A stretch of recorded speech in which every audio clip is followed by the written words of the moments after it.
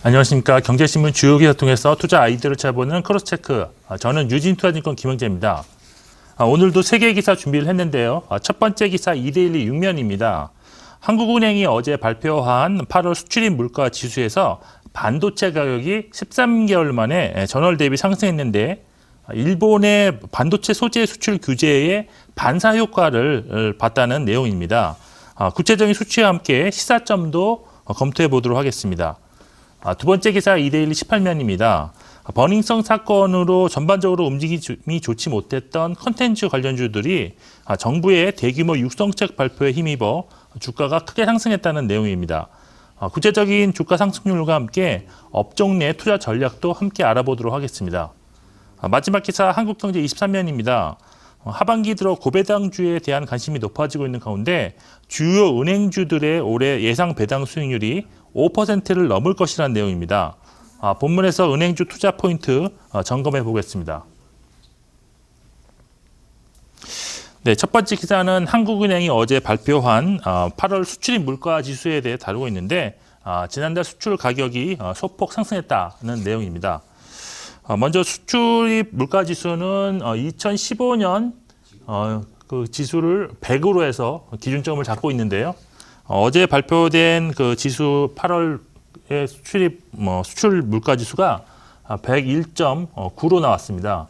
그래서 전월 대비 한 1.5% 상승했는데 3개월 만에 이렇게 하다가 3개월 만에 반등을 했다라고 보시면 될 것 같습니다. 특히 그 수출의 그 주력 품목인 반도체의 경우에는 64.3을 기록했는데요. 전월 대비 2.9% 상승한 것인데 이렇게 전월 대비 상승한 것이 무려 13개월 만에 처음으로 반등을 했다라고 보시면 될 것 같습니다. 수출에서 그 반도체 가격 그리고 상승률이 전체보다 이렇게 높았다는 것은 원인은 일단 크게 두 가지로 꼽을 수 있는데 여기 지금 나와 있는 것처럼 첫 번째는 원달러 환율 상승이 있었다라는 것입니다.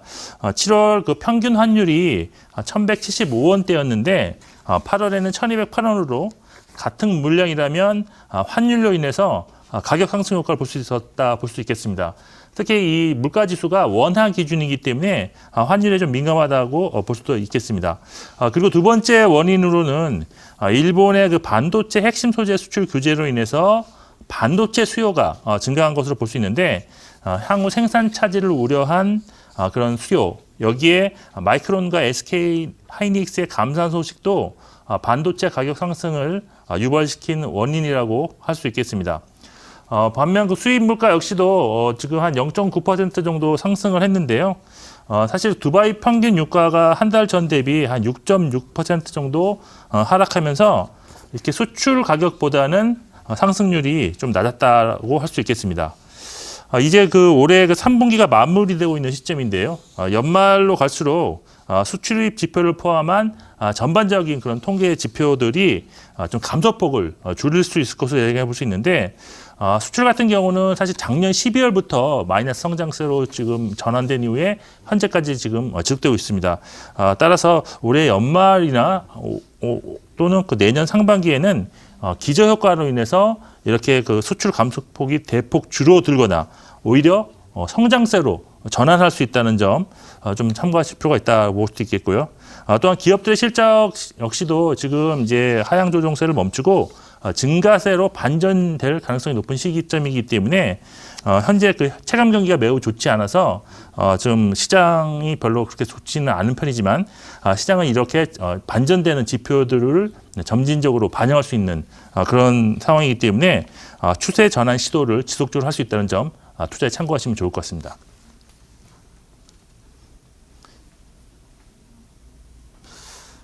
네, 두 번째 기사는 어제 그 업종 전반적으로 큰 상승이 나타났던 콘텐츠 관련주 종목들에 대해서 다루고 있는데요. 정부의 육성 정책 발표에 주가 상승으로 좀 화답했다는 그런 내용입니다. 먼저 어제 그 업종별로 보면 코스닥에서 오락문화 업종이 한 2.6% 정도 상승해서 상승률 1을 기록했습니다. 종목별로도 뭐 크게 오른 종목들이 상당히 많았는데요.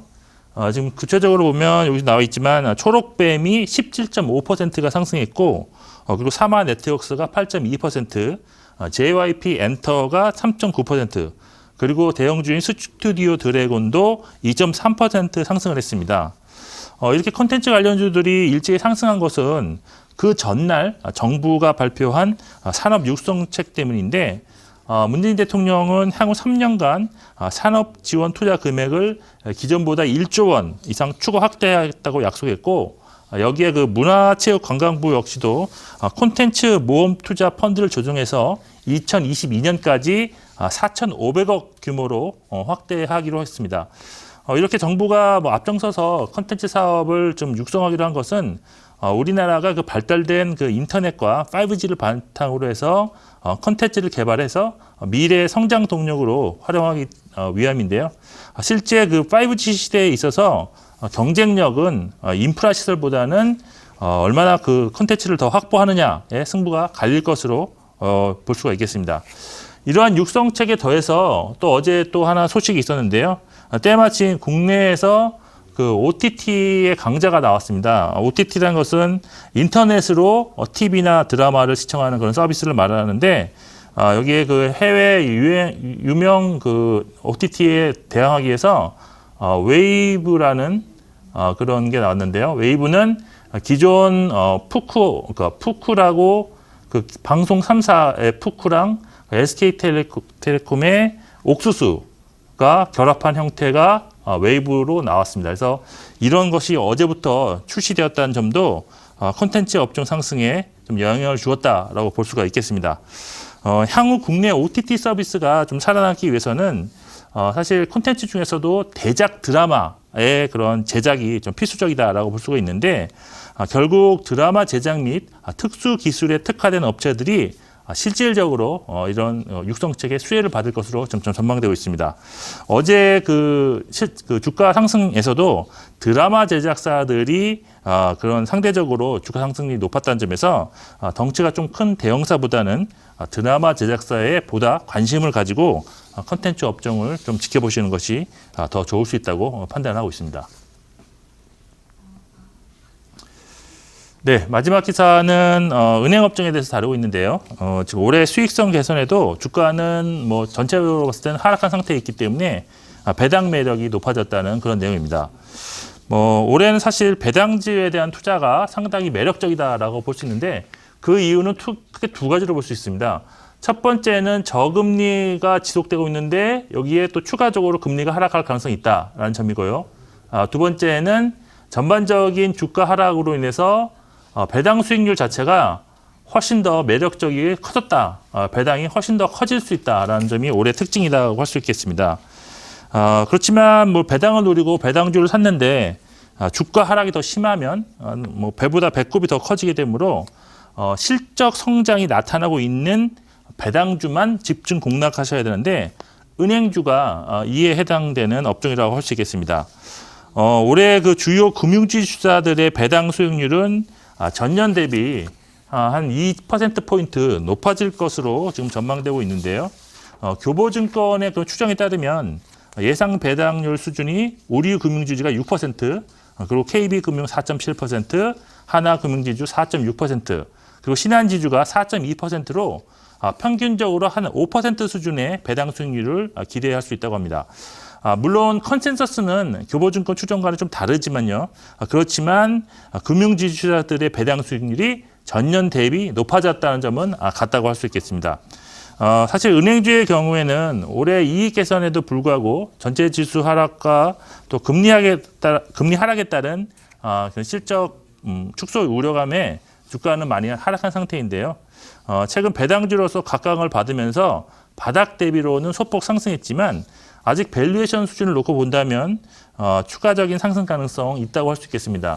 지금 그 주요 금융주식사들의 밸류에이션 수준이 PER로 보면 한 지금 5배 이하에서 지금 거래되고 있고요. 그 PBR로 볼 때도 지금 한 0.45배가 평균적으로 나오고 있는데 상당히 절대적으로도 낮고 과거 대비 과거 평균 대비도 낮은 수준이기 때문에 추가 상승 가능성이 좀 있다고 할 수 있겠습니다. 특히 그 한국은행 같은 경우가 그 추가 금리 인하를 할 것으로 좀 예상되고 있고, 일부 전문가들은 국내에서도 지금 마이너스 금리를 도입해야 된다 뭐 하는 그런 발언도 있는 만큼 시중 금리는 추가적으로 하락할 가능성이 높다라고 볼 수 있어서 연말로 갈수록 전반적인 배당주의 매력은 점점 높아질 것 같습니다. 따라서 특히 그 은행주 같은 경우는 실적도 좋기 때문에 은행주에 대한 관심은 올해 내내 지속되어야 된다라고 할 수 있겠습니다. 여기까지 오늘 준비한 세 개 기사 모두 검토해 봤습니다. 오늘 국내 증시는 미국 FOMC 결과 추가 금리 인하 시그널이 없다는 점에서 영향을 좀 받을 수 있겠지만 향후 미중 무역 협상 기대감이 더 크게 작용하면서 조정은 일시적으로 끝일 가능성이 있기 때문에 저점 매수의 기회로 활용하는 전략으로 삼으시면 좋을 것 같습니다. 지금까지 크로스체크 김현기였습니다.